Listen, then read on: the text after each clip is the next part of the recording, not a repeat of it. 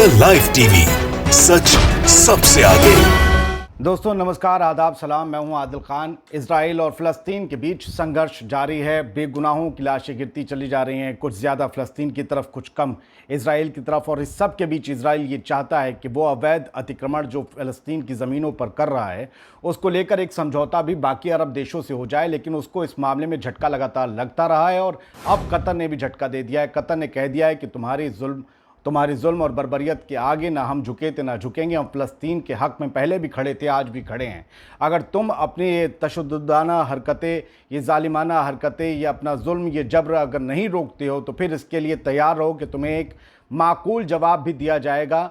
और तुम ये सोच लो कि तुम्हारे जो ये ऑक्यूपेशन जो है, जिसे कहते हैं कि इलीगल ऑक्यूपेशन है, इसे अगर तुम चाहते हो कि मोहर लगे कतर की या दूसरे अरब ममालिक की, तो इस ख्वाब से बाहर निकल जाओ, क्योंकि फ़लस्तीन की ज़मीन पर तुम्हारा कब्ज़ा न कभी बर्दाश्त किया गया था, न बर्दाश्त किया जाएगा।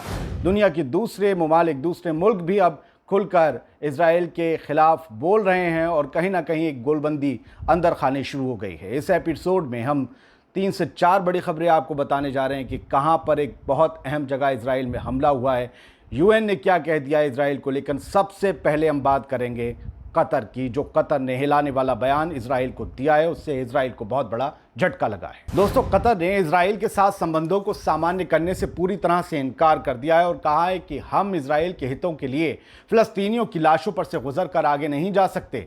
हमें वो तरक्की मंजूर नहीं है, हमें वो समझौते और वो रिश्ते मंजूर नहीं हैं जिनकी बुनियाद फ़लस्तीनी बेगुनाह लोगों की लाशों पर पड़ी हुई हो। इसके अलावा भी बीते दिनों ही कतर के विदेश मंत्रालय के प्रवक्ता ने कहा था कि हमें नहीं लगता कि हम फ़लस्तीनियों के खिलाफ जाकर इजराइल के साथ कोई समझौता कर सकते हैं, बिल्कुल नहीं लगता।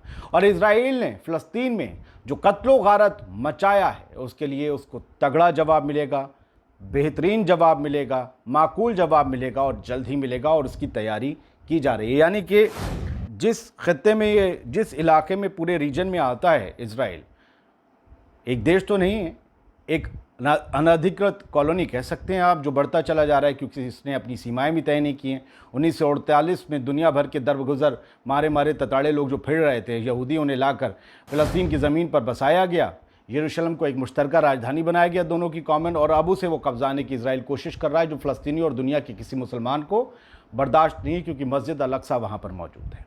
दोस्तों, अब खबर आपको बताता हूं। अमेरिका की गोद में बैठे ताकतवर इजराइल की हालत लगातार पतली होती जा रही है। फार्स न्यूज़ एजेंसी की रिपोर्ट के मुताबिक अल-क़स्साम ब्रिगेड ने, जो अल-क़स्साम ब्रिगेड है फ़लस्तीन की, उसने जो है बताया है कि इजराइल की हत्स रिम एयरबेस को कई रॉकेटों से निशाना बनाया गया है और बड़ा नुकसान हुआ है इजराइल को इसमें।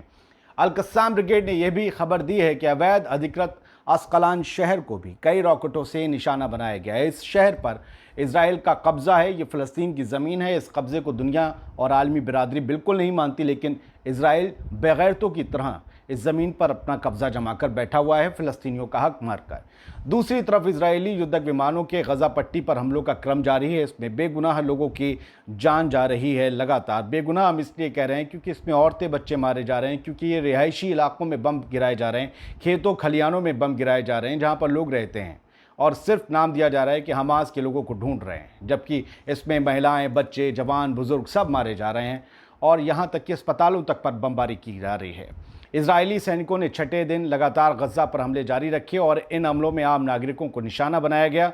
गज़ा के स्वास्थ्य मंत्रालय की तरफ से जारी आंकड़ों के मुताबिक अब तक 31 बच्चों और 20 महिलाओं समेत 126 फ़लस्तीनी शहीद हो चुके हैं। जब तक हम आपको ये न्यूज़ दे रहे हैं, ये आंकड़े और बढ़ चुके हैं। जैसा कि मेरे पास अभी ब्रेकिंग न्यूज़ आई है, जो शाया नहीं हुई है किसी भी अखबार में, 150 से ज़्यादा लोग मारे जा चुके हैं अभी तक, और सैकड़ों इमारतें इजराइल के लोगों ने तबाह कर दी हैं उनके बॉम्बर्स ने।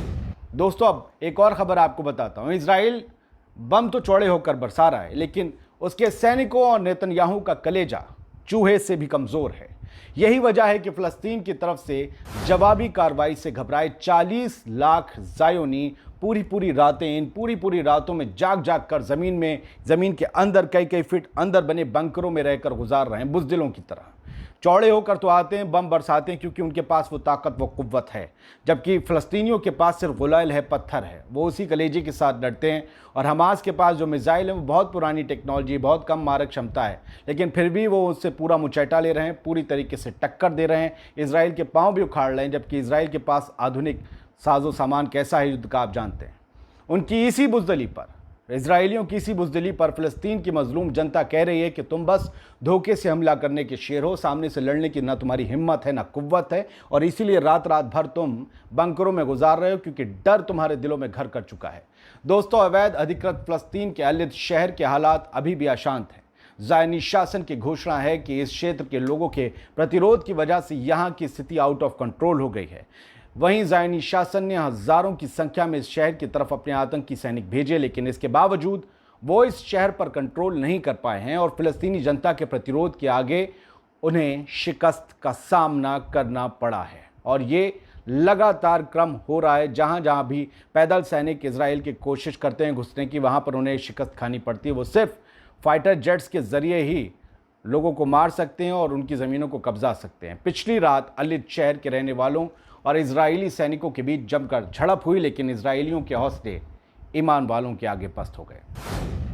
अब खबर का तीसरा हिस्सा बताता हूं मैं आपको, जो कि जुड़ा है यूएन से, जहां से भी झटका लगा है और एक बहुत बड़ी शक्ति है दुनिया की, उससे भी इजराइल को झटका लगा है और अब इजराइल के लिए संभलने का वक्त है। हालांकि बहुत से लोग सोचते हैं हमारे यहाँ चल रहा है hashtag I am with Israel, उन्हें पता ही नहीं है इजराइल क्या है। वो फ़लस्तीनियों की ज़मीन पर लाकर बसाए गए लोग हैं। चलिए, उन्हें एक देश दे दिया गया, दुनिया में कहीं नहीं थे, क्योंकि होलोकॉस्ट चल रहा था, हिटलर उन्हें मार रहा था, लेकिन फिर भी सोचिए, जहां खा रहे हैं वहीं छेद कर रहे हैं। दोस्तों, संयुक्त राष्ट्र संघ के महासचिव और रूसी राष्ट्रपति ने फ़लस्तीन की मजलूम जनता के खिलाफ ज़ायनी शासन के पाशविक अपराधों के बंद किए जाने की मांग की है। जो बर्बरियत जारी है उसको बंद किए जाने की मांग की है। राष्ट्र संघ के महासचिव एंटोनियो गुटेरेस और रूसी राष्ट्रपति व्लादिमीर पुतिन, जो कि अपने आप में एक बहुत बड़ी शक्तिशाली हस्ती हैं दुनिया की, उन्होंने वर्चुअल वार्ता की और कई मामलों की समीक्षा की। साथ ही फ़लस्तीनी जनता के खिलाफ इजराइल के जो हमले हैं, जो बर्बरियत है, जो जुल्म है, जो अपराध है, उसे बंद करने की ज़रूरत पर उन्होंने जोर दिया कि ये फ़ौरन एटेंडम बंद होना चाहिए, क्योंकि इसमें बेगुनाह लोगों का खून बह रहा है।